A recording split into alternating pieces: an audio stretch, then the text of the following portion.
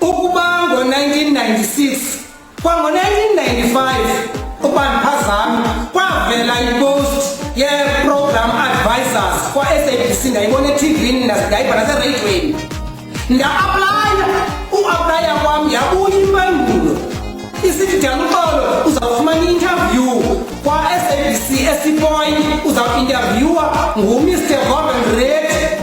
eneneni ke nangoku ndifuna zabe mafitshane ndaya kwi-interview ngo-1996 ekuqalekeni ka-1996 ndaziwina ii-interviews ndafumana ileta ye-appointment ethi Daluxolo hoho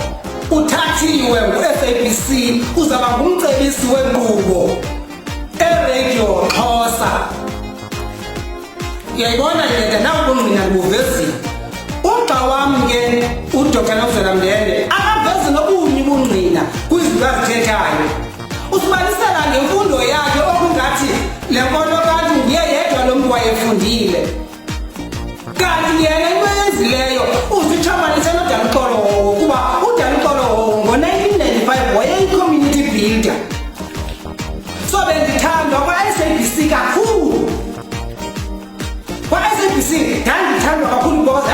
ndandimncinci bethanda le nto lo mntu amncinci kangaka ukuququzelela amasiko nezithethe nezenkcubeko uba ndingenile kwa-SABC ndikhumbula uPhathi Komafana uqobo lwakhe endibonga umqubethilwe kodwa lo Phathi Komafana namhlanje xa ndibona ngathutha njengathi akazange wathetha nothetha ngam kutheni yinto yokokuba ndigqunywe nguDr Nokuzwana Mndende endandiba ndiyamonyula ukuba makabe ngumntu oyena ozasikhokela asebenzise imfundo yakhe ukusihlangula kule nkolo kanti asikakhuphisane nathi aze sisokhethe yonke into ingene kuye kufuneka masiqubuthe kuye kuthele nto kunjalo